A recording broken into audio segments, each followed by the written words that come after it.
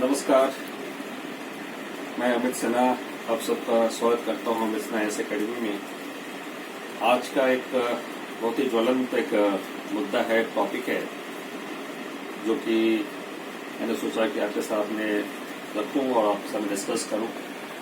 ये इम्पोर्टेंट है यूपीएससी के खासकर कैंडिडेट्स के लिए जो प्रीलिम्स की तैयारी कर रहे हैं और इस बार प्रीलिम्स लेने की रखते हैं इच्छा, उनके लिए काफी इम्पोर्टेंट है। तो मैं डिस्कस करता हूँ टॉपिक है क्या। सो मैं ट्राई करूंगा कि I should be bilingual in between. तो टॉपिक है पेटेंट फार्मा इन पोटस। नाउ ये पेटेंट फार्मा पोटस की कहानी क्या है, मैं आपको थोड़ा सा संक्षिप्त बताना चाहूंगा। यहां हम पेटेंट क्या होता है, पेटेंट कानून क्या है भारत का, उसके ऊपर डिस्कस करेंगे। इसका जो इम्पैक्ट है फार्मास्यूटिकल इंडस्ट्री के ऊपर, उसके ऊपर हम इसको डिस्कस करेंगे। और तीसरा, अभी जो पोटस मतलब अमेरिका के राष्ट्रपति, president of the USA, POTUS ने इस मुद्दे को अभी फिर से गरमाया है पिछले 2 दिनों में, तो उसके ऊपर हम चर्चा करेंगे। तो let us now discuss the 3 issues, that is patent, pharma and POTUS. ठीक है, तो पहले तो पेटेंट क्या होता है, तब हम आएंगे फार्मास्यूटिकल इंडस्ट्री पे, तो फिर आएंगे पोटस के बारे में, पोटस ने क्या किया अभी। तो पहली बात, ये पेटेंट है क्या। देखिए, पेटेंट सिंपल शब्दों में, अगर कोई इंसान, कोई साइंटिस्ट, कोई रिसर्चर कुछ नया इन्वेंट करता है, कोई नया टेक्नोलॉजी या कोई नया इंस्ट्रूमेंट या कोई नया आइडिया, तो उसको अधिकार है कि उस पे उसका कॉपीराइट हो और उस कॉपीराइट के अनुसार उसका जो भी कमर्शियल उसका वैल्यू हो सकता है, उसको कमर्शियल बेनिफिट भी उसको मिले, क्योंकि उसने काफी समय इस पे लगाया, काफी सारा संसाधन लगाया, काफी उस पे पैसा लगाया, तब जाके उसने नया एक आइडिया क्रिएट किया। अब ये मुद्दा आप समझिए इस तरीके से कि फार्मास्यूटिकल इंडस्ट्री में आज के दिनों में ये वैक्सीन का जो चल रहा है चक्कर, और वैक्सीन का जो अभी पॉलिटिक्स चल रहा है पूरे इंटरनेशनल एरेना में, उसके ऊपर ये इशू हमारे लिए इम्पोर्टेंट है। अब आते हैं कि ये पेटेंट होता क्या है। पेटेंट 2 तरीके का होता है, एक होता है प्रोसेस पेटेंट, दूसरा होता है प्रोडक्ट पेटेंट।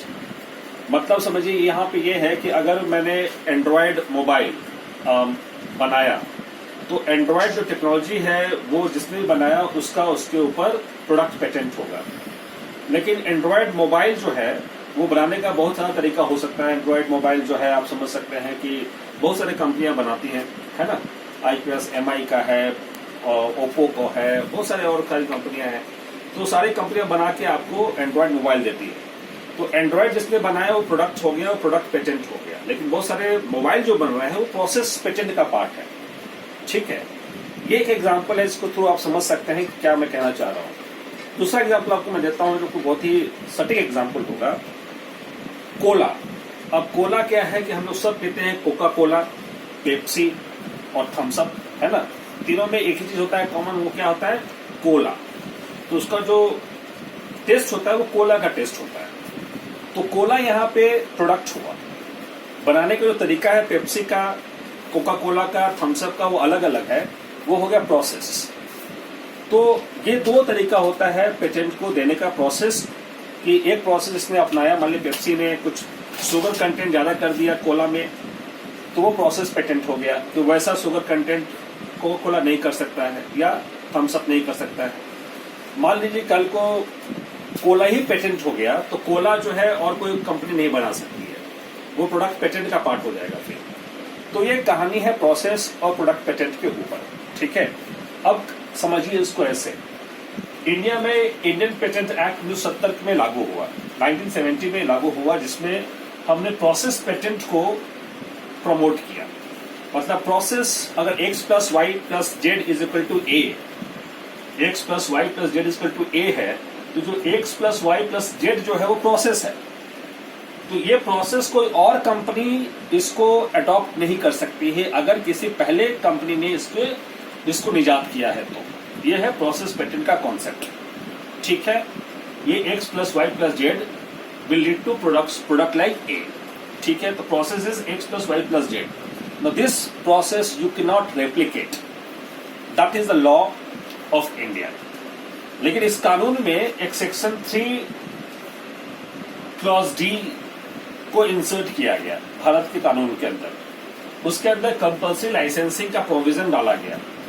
अब ये कंपल्सरी लाइसेंसिंग क्या है कि मान लीजिए X+Y+Z किसी ने product on the process patent कर भी लिया है, तो ये भारत सरकार भारत के कुछ गिने चुने कंपनियों को, फार्मास्यूटिकल कंपनियों को ये कंपल्सरी लाइसेंसिंग दे सकती है ताकि वो मेडिसिन बना पाए। जो मेडिसिन, मान लीजिए ए अगर मेडिसिन है तो ये मेडिसिन बना पाए X+Y+Z को फॉलो करके।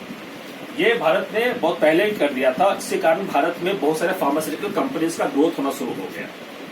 और आप देखेंगे भारत भी एक विश्व में माना जाना कंट्री है जिसको जाना जाता है कि फार्मास्यूटिकल कंपनीज यहाँ पे काफी ज्यादा है, ठीक है। लेकिन जो कहानी है अब आपको शुरू होती है। कहानी ये है कि एक कानून है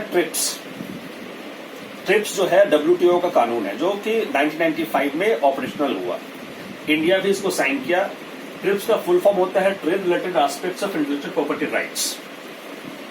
अब इस कानून के तहत इंडिया को अपना कानून चेंज करना था। प्रोसेस पेटेंट को खत्म करके प्रोडक्ट पेटेंट पे इंडिया को शिफ्ट करना था। मतलब अगर ए किसी ने पहले बना दिया तो अब इंडिया उसको नहीं बना सकता है, या कोई भी अदर कंट्री उसको नहीं बना सकता है। ए आप नहीं बनाएंगे आप, ठीक है। तो मान लीजिए कि आपने एप्पल मोबाइल बना दिया तो एप्पल को आप कॉपी नहीं कर सकते हैं। That is product patent basically. ये प्रोडक्ट पेटेंट जो है भारत को अपने कानून में भी इंसर्ट करना पड़ा 2005 में।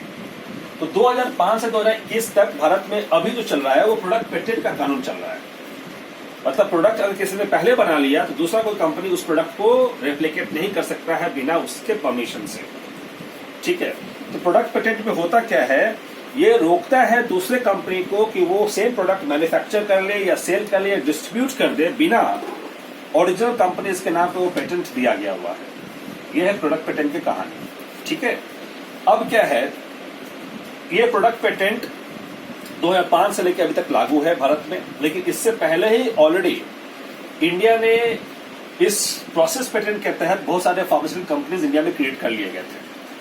अब इंडिया ने 2001 में, इंडिया और बहुत सारे डेवलपिंग कंट्रीज ने 2001 में दोहा के मीटिंग में पब्लिक हेल्थ इशू को उठाया और पब्लिक हेल्थ इशू को उठाकर ट्रिप्स में अटैच करवा दिया। मतलब ये कहा गया कि अगर पब्लिक हेल्थ का मामला हो तो गरीब कंट्री को यह अधिकार होना चाहिए कि वो अपने कंट्री में कंपल्सरी लाइसेंसिंग दे के वो जेनरिक ड्रग्स बनाए, ताकि गरीब कंट्री के इतने सक्षम नहीं है कि वो इतना ज्यादा पैसा खर्च करके वो लोग मेडिसिन खरीद पाए। तो जेनरिक ड्रग बनाए ताकि गरीब से गरीब लोग भी उस मेडिसिन का फायदा ले पाए, खासकर लाइफ सेविंग ड्रग्स जो है उसके ऊपर। तो कभी भी हेल्थ इमरजेंसी आता है या पब्लिक हेल्थ इश्यूज आता है तो सरकार को ये राइट होना चाहिए। इसी को जेनरिक ड्रग्स के तहत वो राइट सरकार देती है कंपल्सरी लाइसेंसिंग की अपने यहाँ फार्मास्यूटिकल कंपनीज को। वो कंपनी सस्ते दर पे जेनरिक ड्रग बनाती है। भारत ने इस बात को WTO के ऊपर रखा और वहां पे एक्सेप्ट करवाया बड़े बड़े कंपनियों से, बड़े बड़े कंट्रीज के थ्रू भी, ठीक है। अब इसके तहत भारत ने क्या कहा कि 2005 में जो भारत ने अपना लॉ अमेंड किया था उसके थ्रू जेनरिक ड्रग्स भारत से बनाता ही नहीं है, रेदर इसको एक्सपोर्ट भी करता है गरीब कंट्रियों को। तो ये भारत करता आ रहा है 2005 से लेकर आज तक। लेकिन इस चीज को यूएस हमेशा अपोज करता आया है और यूएस का अपोजिशन का इश्यू ये था कि इसके थ्रू बहुत बड़े बड़े कंपनी, फार्मास्यूटिकल कंपनी जो यूएस में बेस्ड हैं उनको काफी लॉस होता है। तो कंपल्सरी लाइसेंसिंग में होता क्या है कि आप एज अ गवर्नमेंट किसी भी कंपनी को ये लाइसेंस देते हैं कि आप वो मेडिसिन बनाओ, लेकिन उसका जो रॉयल्टी होगा वो जो ओरिजिनल कंपनी है उसको हम दे दिया करेंगे। ये पब्लिक हेल्थ इमरजेंसी के कॉन्टेक्स्ट में इसको अलाउ किया गया, ठीक है। अब यूएस इसको अपोज करता आ रहा है शुरुआत के दिनों से ही, और यूएस ने इंडिया को अपने special report 301 report US release करता है। इंडिया को उसने हमेशा प्रायोरिटी वॉच लिस्ट के कंट्री में रखा है। तो इंडिया को अमेरिका हमेशा मानता आ रहा है कि वो इंडिया ये सारे आईपीआर लॉज को इन्फ्रिंज करता है, उसको वायलेट करता है, खासकर फार्मास्यूटिकल इंडस्ट्रीज में। ठीक है, कंपल्सरी लाइसेंसिंग के तहत वो बहुत सारे बड़े बड़े कंपनियों के मेडिसिन को वो सस्ते दामों पे बना के बेचता है। तो इंडिया ने हमेशा यूएस ने हमेशा इंडिया को मेजर कंसर्निंग कंट्रीज के लिस्ट में शामिल करके रखा हुआ है। हाल फिलहाल में 2013-14 में अमेरिका ने इंडिया को थ्रेटन भी किया कि अगर इंडिया नहीं सुधरा तो इंडिया को हम प्रायोरिटी फॉरेन कंट्री की लिस्ट में रखेंगे, जहां पे इंडिया के ऊपर हम सैंक्शन भी लगा सकते हैं। तो ये पेटेंट और फार्मा का जो है कॉन्फ्लिक्ट चलता आ रहा है इंडिया और अमेरिका के बीच में। अब जो कहानी है वो कहानी है निसेंट जो वैक्सीन का जो इशू है, खासकर फाइजर मॉडर्ना जैसे वैक्सीन, जॉनसन एंड जॉनसन के वैक्सीन जो अमेरिका ने बनाई है, वो वैक्सीन अब इंडिया को चाहिए। इंडिया को लाइसेंस चाहिए कि इंडिया भी अपने यहाँ ये सारे वैक्सीन को बना पाए। और जिस तरह से अभी कैलेमिटीज चल रही है भारत में, जिस तरह से लोग मर रहे हैं खासकर कोरोना वायरस से, इसके लिए वैक्सीन की मैन्युफैक्चरिंग इंडिया को बढ़ाना है और उसको डिस्ट्रीब्यूट करना है लोगों के अंदर। इसके लिए इंडिया को ये सारे लाइसेंसेस चाहिए इन सारे कंपनियों से। उसके ऊपर इंडिया और बाकी कंट्रीज ने भी अमेरिका के ऊपर प्रेशर डाला। तो जो बिडेन पोटस, उन्होंने रिसेंटली 2 दिन पहले इस पे हामी भरी कि हम इंडिया को वेवर दे सकते हैं वैक्सीन बनाने के लिए। देखिए, इंडिया के पास वो कैपेसिटी है कि वो वैक्सीन बना सकती है अगर उनको ये लाइसेंस मिल जाए कि फाइजर और मॉडर्ना जैसे वैक्सीन इंडिया में बनने शुरू हो जाए तो। लेकिन उसके लिए टेक्नोलॉजी चाहिए, उसके लिए सपोर्ट चाहिए अमेरिका और बाकी जैसे ऑफकोर्स पावरफुल कंट्रीज का। तो इस पे जो बिडेन ने अभी 2 दिन पहले कहा है कि वो इंडिया को वेवर दे सकते हैं। इसके ऊपर मुद्दा गर्मा गया। इस पे फ्रांस और रशिया ने भी इस पर सपोर्ट किया है, लेकिन जर्मनी ने इसका खास अपोज किया है। जर्मनी ने अपोज किया है, साथ साथ सबसे सरप्राइजिंग नॉर्वे ने अपोज किया है। नॉर्वे जो पूरे विश्व में हेल्थ के इश्यूज को प्रमोट करता है, उसने मना किया है कि हम वेवर नहीं दे सकते हैं, इंटेलेक्चुअल प्रॉपर्टी राइट्स को हम हनन नहीं कर सकते हैं, हम इंडिया के फार्मास्यूटिकल कंपनीज को यह अधिकार नहीं दे सकते हैं कि वो इसको मैन्युफैक्चर करें। तो इस तरीके से नॉर्वे, जर्मनी ने अपोज किया है। साथ साथ यूरोपियन यूनियन ने अभी इस पे कुछ कॉन्क्रीट नहीं कहा है। उन्होंने कहा है कि हम लोग इस पर भी कंसीडर करेंगे, ठीक है। साथ साथ बहुत सारे और कंट्रीज हैं, इवन जापान, उन्होंने भी अभी पूरी तक हामी नहीं भरी है इसके ऊपर। तो ये सारे मुद्दे अभी गरमाए हुए हैं। इस पे 60 कंट्रीज, जो WTO के 164 कंट्रीज का लिस्ट है, उसमें 60 कंट्रीज ने इस पे हामी भर तो दी है, लेकिन WTO में जो 164 कंट्रीज का जो ग्रुप है, वो कभी भी वोटिंग पे नहीं काम करता है, वो कंसेंसस पे काम करता है। मतलब अगर एक भी व्यक्ति, एक भी कंट्री उस पर अपोज करेगा तो वो प्रोविजन वहां से पास नहीं हो पाएगा। तो उस तरीके से आप समझ सकते हैं कि अगर जर्मनी तैयार नहीं है, नॉर्वे तैयार नहीं है, साथ साथ सबसे बड़ा इश्यू आपके सामने मैं रखना चाह रहा हूं, बिल गेट्स जो विश्व के सबसे बड़े फिलैंथ्रोपिस्ट माने जाते हैं, बिल गेट्स माइक्रोसॉफ्ट के चेयरमैन, उन्होंने भी इस पे हामी नहीं भरी है। वो भी मना कर रहे हैं कि हम वेवर नहीं दे सकते हैं। अब आप समझ सकते हैं कि एक हाथ से बिल गेट्स पैसा कमाना चाहता है गरीब कंट्रियों से, और एक हाथ से वो फिलैंथ्रोपी का काम करना चाहते हैं। तो ये बिल गेट्स का असली चेहरा है। तो इस तरीके से इंडिया को अभी इन सारी दिक्कतों का सामना करना पड़ रहा है कि उनको जब तक ये राइट्स नहीं मिलेगा वैक्सीन यहां बनाने का, तब तक वैक्सीन की जो प्रोडक्शन है वो इम्प्रूव नहीं करेगी, और तब तक शायद हम कितने लोगों को यहाँ पे लूज कर जाएंगे। हालांकि यूएस के इस अप्रोच से थोड़ा सा विश्व में एक नॉर्म निकला है, एक सॉफ्ट अप्रोच निकला है कि शायद यूएस के कहने पे बहुत सारे कंट्रीज तैयार हो जाएं और इस पे सब हामी भर दें, क्योंकि रशिया ने सपोर्ट किया है, फ्रांस ने सपोर्ट किया है। वो सब सपोर्ट करके ये वैक्सीन का जो प्रोडक्शन है वो इंडिया को दे सकते हैं, वो राइट, वो टेक्नोलॉजी इंडिया को दे सकते हैं। लेकिन समझना यहाँ ये है कि जो बड़े बड़े कंपनियां हैं, फार्मास्यूटिकल कंपनियां हैं, वो इसके लिए तैयार नहीं है। फाइजर, मॉडर्ना जो ऑलरेडी क्लेम कर चुके हैं कि उनको $15 बिलियन का लाभ होने वाला है इस साल। मॉडर्ना 18.4 बिलियन डॉलर का लाभ होने वाला है मॉडर्ना को इस साल। वो इतना ज्यादा धन कैसे वो लूज करेंगे?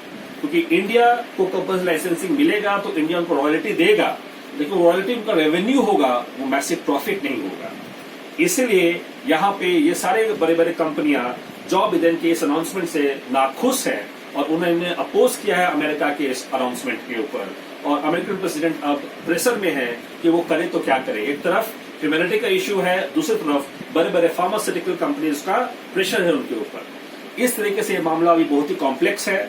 अब आगे देखते हैं कि कैसे भारत फार्मास्यूटिकल कंपनीज को कन्विंस करता है, कैसे भारत जर्मनी और बाकी राष्ट्रों को कन्विंस करता है और वहां से उनसे वेवर लेके अपने यहाँ वैक्सीन बनाने का काम तत्पर शुरू करता है।